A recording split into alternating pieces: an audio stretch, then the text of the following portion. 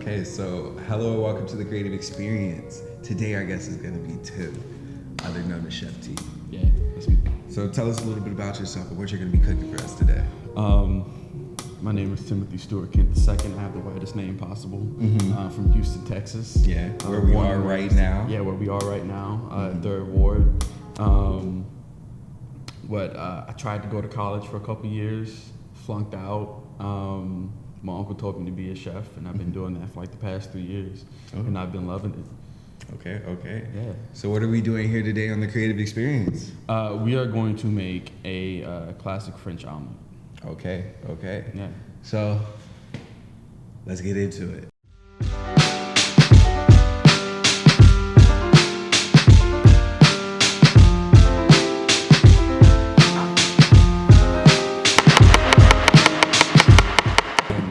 So like, what would be your other option if you didn't decide to be a chef? What would have been your second option out of college? I would have kept steady and kept doing like photography and graphic design and shit. Which is an art form that I didn't truly respect. Which is sad because like it's an amazing thing. You too bad? You that yeehaw nigga? Yeah, that was us. I actually was by the You produced that shit? Yeah, I was in the video. Yeah. Can my son come here? Who's your son? Bag. Bag. Yeah. Would you like to join us for a guest appearance? Yeah. We have Mr. Two Bagular Short Guy. Yeah. He's on the camera with us today. Pull for a minute. West Bank. Can I ask y'all a question? Yeah. Where y'all get y'all butter from? The store. Yeah, what kind of butter do y'all get though? The store butter. The fucking whatever kind. Stop buying that bullshit. You buy this Probably butter. great value. What? Plug them. You buy. They're not paying me for that. I'm not saying No, they can pay but they're you, not bro. paying me. But they not like paying they me. can Irish butter. You think Irish people gonna pay a black man to promote that? That's true. Irish butter tastes different. It's just better butter. Better butter. Better butter. It's better butter.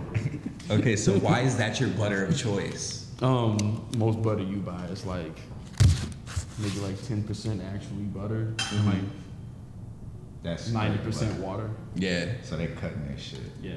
Ooh, he said he get it cut. Okay. So like, It's a good pack right here.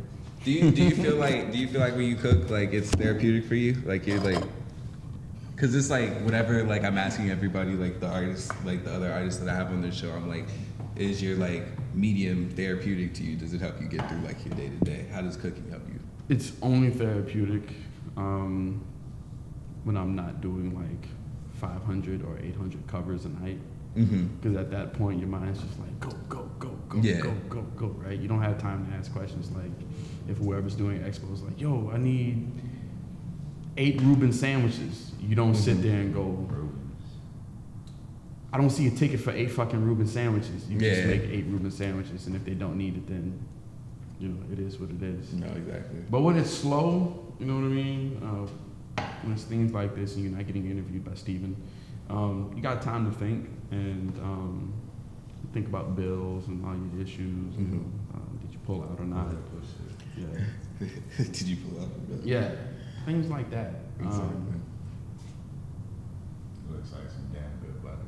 Some kind of thing. Some damn good butter. It's good butter. Do that. So like, what's your experience with cooking? Like, what have you done since you started like your cooking journey? Well, you want like the full story, or you just want like accolades? Give me some accolades. Actually, Give me the full story. I want to hear. you want the full? I want the full story. Yeah.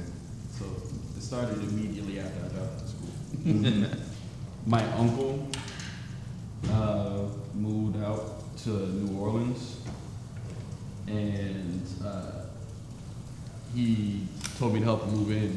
Yeah. And while I was helping him move in, you know, he was asking me questions like, "Oh, what you doing? Where you going?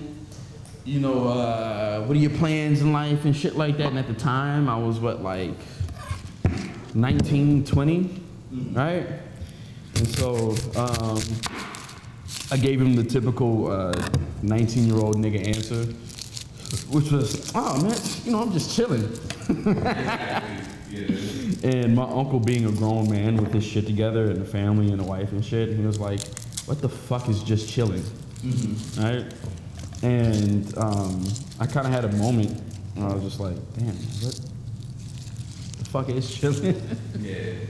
It's like he came to, like, it's like he gave you, like, that like, give you, like, a little reality check. Yeah, and, you know, I've had, you know, other adults ask me that before, like, what are you doing with your life? But in that moment, it was a little different because I respected him, you know? So I knew his words and my understanding came from a different place than just somebody that thinks they're in charge trying to tell me something. Yeah. Side note, as a child, I was diagnosed with ODD. I think it's oppositional defiance disorder. So I really have an issue with authority unless like I genuinely respect you. Yeah. Right? So like that like kind of plays a part. No, yeah, I get that.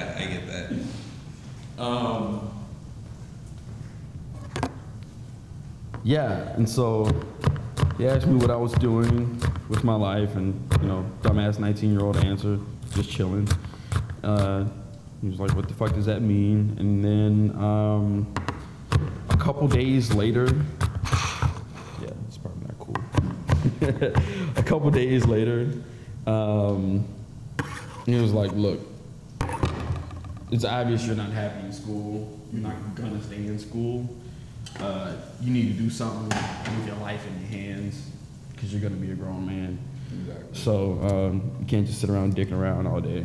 You know what I mean? You're not gonna get any pussy doing it. I mean, you might, but it's not gonna last. It's not gonna be the pussy you want." Yeah, it's not gonna be the good type. Yeah. So, where was I working at the time? Was I? I don't think I was. I think at the time I was slowing down on doing photography for these guys. Yeah. And I forget where I was working at the time, but he told me to quit whatever the fuck I was doing, come work for him, right?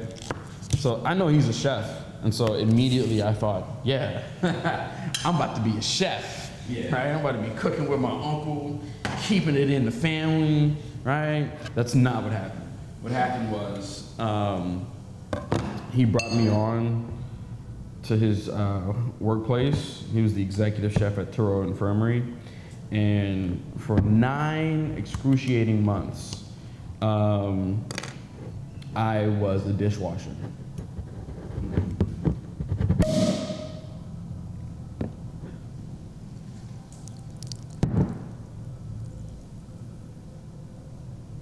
I was a dishwasher for 9 months.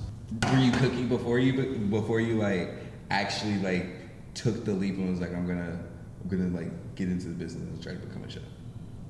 Yeah, but again, it was all about knowing exactly what I was tasting and doing. You know? So you know, I knew how to make an omelet before, but I didn't know what I was tasting for. I didn't know the different ways to make an omelet. I didn't know the different nuances that came with doing that. No, I understand. It really like it expanded you a bit. Yeah. It really put like that little edge on you. I like that. So like moving forward, what do you want to do? Like, what are your plans for the future? You want to open your own place? You want to like? Nah, just work for the white man forever. I definitely want to have my own spot. I don't. Let me find the right words. I don't want it to be something entirely too familiar. I'd much rather it be a restaurant whose menu changes month to month. You know, after I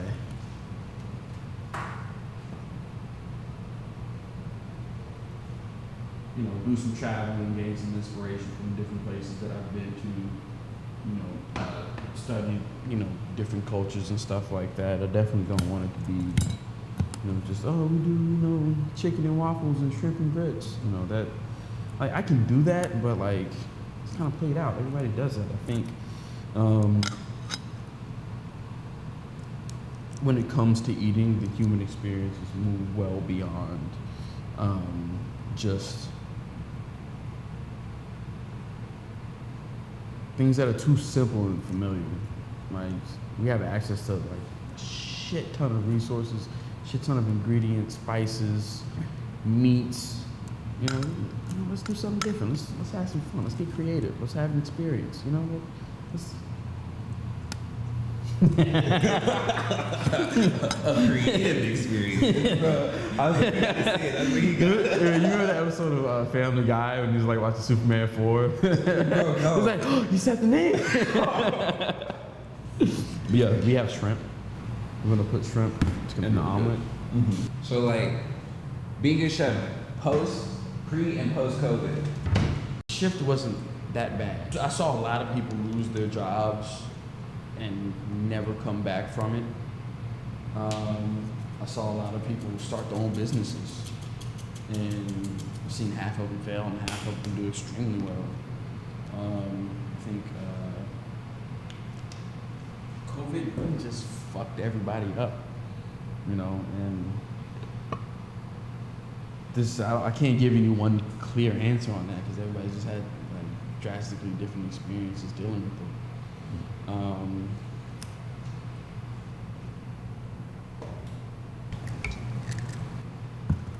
Yeah, it's just been weird. Like that's really the only thing I can say about that. It's just been weird. Me personally, yeah, again, it's been weird because I was like unemployed for a month, and then I got a call from corporate under the restaurant conglomerate that I used to work for, and I was recommended to open up 2 restaurants during the pandemic, like at the height of the pandemic, like when it first started, like during like June or some shit. Yeah. It was what? Fun fact: I don't know my months in order. I've never taken the time to like learn that. You know, math, science, physics, months in order in chronological order. So what comes before June? Tim, you for real right I'm now? so serious. I'm so serious. You like 100. January, February, March, April, May, June, July, August, September, October, November, December. You just spoke Spanish to me. That's what just happened.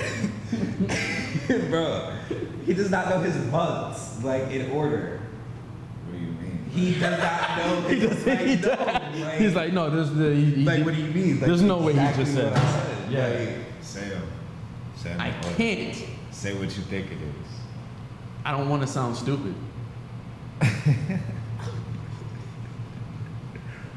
Did he already say it? no, he didn't. He said that he doesn't know how to say it, but he definitely said it. Just give us a taste. What's like? Come on, give us a taste. What's the Chef first? T. What's the first 6 months of the year? First month. I know. We in this. I know December is the end of the year. Yeah. The first month, it's the first. You write one, like 30. Nigga, we're in the month. Like, it is literally the month. I've never been in a situation like this is the first time I'm getting pressed about this. You're like, yeah, I so can I'm probably- making I'm making cheese fondue. You ever had fondue? You said You ever had it first. made in front? Hey, wait, what about January? Is that Yeah. that's the What's day? after January? With Valentine's Day. The month with Valentine's Day. I know it's on the 14th. Of. Let's jump this nigga. Next month, nigga. You just Joseph. You're Joseph. You said it's the 14th. How would you know the number, but you don't know the month?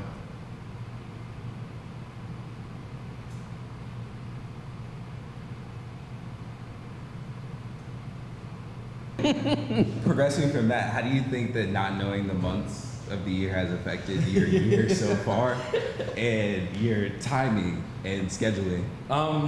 You know, when everybody says this year was a blur, I don't think they really understand how much of a blur it really was for me. Now, I choose to believe when people tell me about the month. okay. Or I just look at my phone. When's July? No, at that point, I'd look at my phone and be Okay, like, okay. I have like, how far away is July? Mm-hmm. Okay. Okay. That was a genuine question. How far away is July? I believe you. Thank you, because a lot of people don't, and it makes me feel bad. Because it makes me feel like, damn, maybe you aren't supposed to be this dumb, you know? Like, aren't supposed to be this dumb? Yeah. It is 7, because when I write my birthday, it's 7/9/97. So 7/9/97. Yeah, that's my birthday. It's your birthday. That makes you what? How old? Quickly, come on, quickly. How old are you? Come on, do it. How old are you? Yeah, I don't know my months, you don't know math. Nobody's perfect, Steve. My favorite thing to cook is a traditional French stew called coq au vin. It translates directly to rooster and wine. And that's exactly what it is. It is rooster braised in red wine. Why is it my favorite thing? Really simple, that yields a complex flavor that invokes a lot of techniques that are necessary for a lot of traditional French cooking.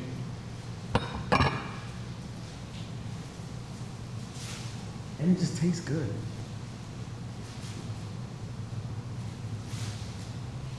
So like, you clean your food before you cook it, or do you just like cook it dirty? Nah, I'm a dirty ass nigga, bro. Like, I really don't care about like CDC guidelines or anything like that. I really just say fuck the customer. You know that's the part of my day that really takes the most effort. Saying fuck the customer. You can't just say it. You gotta like really do it. You have to embody it. Yeah, you gotta like really like hate. Like you gotta really like. Yeah, you have to really get. Yeah, I understand. It's kind of indescribable. It's like a knee-jerk reaction, you know. It's like, how can I really fuck somebody's day up? Still, you gotta be safe, bro. Yeah, but if What if the little kids is watching, they don't know? You gotta be safe. why do I have children in the room? You cooking! Are we talking about different things?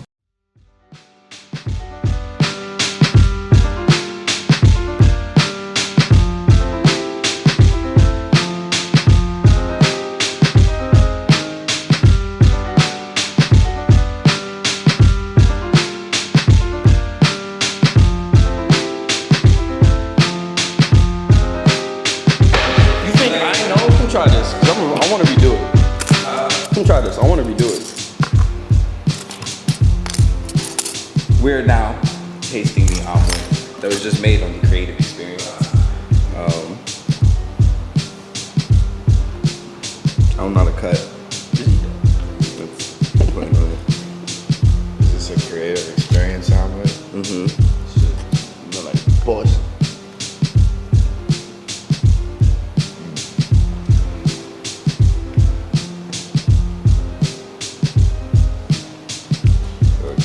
Bro, this is good as fuck. Rest of this mine, boy. I'm busting this down.